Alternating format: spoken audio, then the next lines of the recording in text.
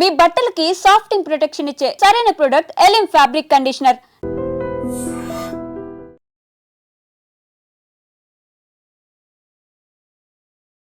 Weekend దట్టు హైదరాబాద్లో weekend ఎట్లుంటుందో మనందరికీ తెలిసిందే. వీకెండ్ రాగానే పూర్తిగా ఎంజాయ్మెంట్ మూడ్లోకి వెళ్ళిపోతూ ఉంటారు. అట్లాగే ఎస్పెషల్లీ ఈ జాబ్ చేసేవాళ్ళు అండ్ దట్టు ఐటీకి సంబంధించిన ఉద్యోగస్తులు ఎవరైతే ఉంటారో వాళ్ళందరూ కూడా ఎక్కువ మట్టుకి ఇట్లా వీకెండ్ పార్టీ మూడ్లోకి వెళ్ళిపోతుంటారు. అంటే సాటర్డే సండే వచ్చిందంటే టోటల్లీ ఒక పార్టీ మూడ్లోకి వెళ్ళిపోతుంటారు. అట్లాగే ఒక ఉద్యోగి ఈయన కూడా ఈ సికింద్రాబాద్లో ఒక ఏసీ కంపెనీలో సీనియర్ ఎగ్జిక్యూటివ్గా పనిచేస్తున్నారు. ఆయన పేరు వచ్చేసి హర్షవర్ధన్. ఆయన గచ్చిబౌలిలో ఉంటాడు. ఫ్రెండ్స్ అందరు కలిసి పార్టీ చేసుకుందామని దగ్గరలో ఉన్నటువంటి ఒక పబ్కి వెళ్ళిండ్రు. నిన్న నైట్ పూర్తిగా పబ్లో ఆడిండ్రు, పాడిండ్రు, డ్రింక్ చేసిండ్రు, అంతా అయింది. దాని తర్వాత మళ్ళీ ఇంటికి వెళ్ళిన తర్వాత ఈ హర్షవర్ధన్ గచ్చిబౌలిలో ఒక అపార్ట్మెంట్లో రూమ్లో ఉంటాడు కాబట్టి వాళ్ళ ఫ్రెండ్స్ అందరు కలిసి మళ్ళీ ఆ రూమ్కి వెళ్ళిన తర్వాత మరోసారి మద్యం సేవించినట్టు చెప్తూ ఉన్నారు పోలీసులు.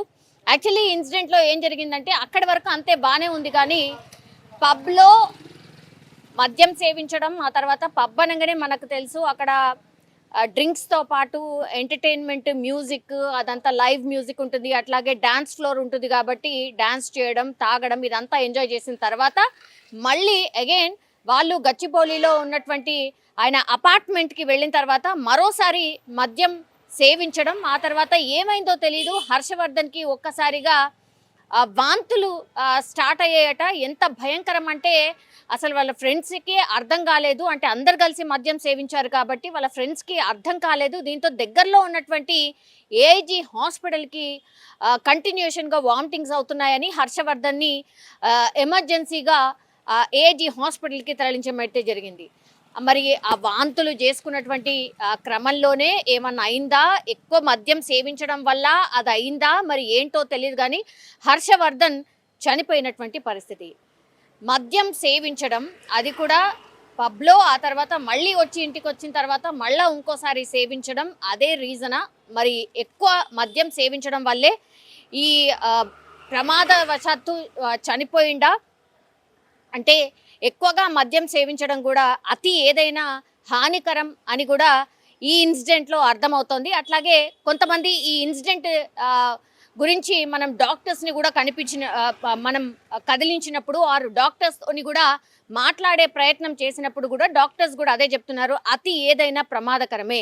అది ఫుడ్ అయినా అనుకోండి, లేకపోతే ఇట్లా మద్యమైనా అనుకోండి, వాళ్ళు పబ్లో తాగడం, ఆ తర్వాత మళ్ళీ రూమ్కి వచ్చి కూడా తాగడం. సో ఇదంతా చూసినప్పుడు ఎక్కువగా మద్యం సేవించడమే దీనికి ప్రాథమికంగా అయితే కారణం అయి ఉండొచ్చు అని డాక్టర్స్ కూడా చెప్పినటువంటి పరిస్థితి అయితే కనిపిస్తోంది. సో అత్యంత ఎక్కువ మద్యం తాగడం కూడా హెల్త్కి ఎంత ప్రమాదకరమో ఇప్పుడు హర్షవర్ధన్ మృతి తర్వాత అర్థమైంది అనుకోవచ్చు. ఎందుకంటే కేవలం 26 సంవత్సరాలు మాత్రమే ఆయన, అండ్ దట్టు ఆయనకి ఎట్లాంటి హెల్త్ ఇష్యూస్ లేవు అని ఫ్రెండ్స్ కూడా చెప్తున్నటువంటి పరిస్థితి. సో జస్ట్ ఒక 12 గంటల వ్యవధిలోనే ఎక్కువగా మద్యం సేవించడం వల్ల హర్షవర్ధన్ చనిపోయినట్టు కూడా ఏఐజీ హాస్పిటల్కి సంబంధించిన వర్గాలు చెప్పడం అయితే జరిగింది. సో అనుమానాస్పద కేసుగానే పోలీసులు దీన్ని నమోదు చేసినటువంటి పరిస్థితి. ఎందుకంటే ఈయనది ట్రాక్ చెక్ చేసినప్పుడు ఆయనకి హెల్త్ ఇష్యూస్ ఎక్కడా లేవు, కానీ మద్యం సేవించినట్టుగానే ఒక దగ్గర పబ్ దగ్గర, ఆ తర్వాత మళ్ళీ వచ్చిన తర్వాత రూమ్లో మద్యం సేవించిన తర్వాత ఒక్కసారిగా వామిటింగ్స్ స్టార్ట్ అయినాయి, అంతే. సో కేస్ క్లియర్గా కనిపిస్తోంది.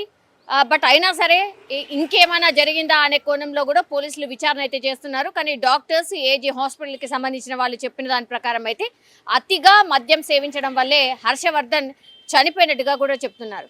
సో ఇది ఒక రకంగా అందరూ ఎవరైతే ఈ మద్యం ప్రియులు అనుకోండి, ఇది వెరీ కామన్ అయిపోయింది. అంటే పార్టీస్ కానీ ఇట్లా పబ్లకు వెళ్ళడం కానీ ఇదంతా కామన్ అయిపోయింది. కానీ అత్యంత ఎక్కువగా ఏదైనా సేవించేటప్పుడు మాత్రం ఇవి గుర్తుపెట్టుకోండి, ఇట్లా ప్రాణాల మీదకి కూడా వస్తుంది, ప్రాణాలకే ప్రమాదం అనేది గుర్తెరగండి అనేటువంటి మాట అయితే చెప్తున్నారు డాక్టర్స్ అయినా సరే, పోలీసులు అయినా సరే.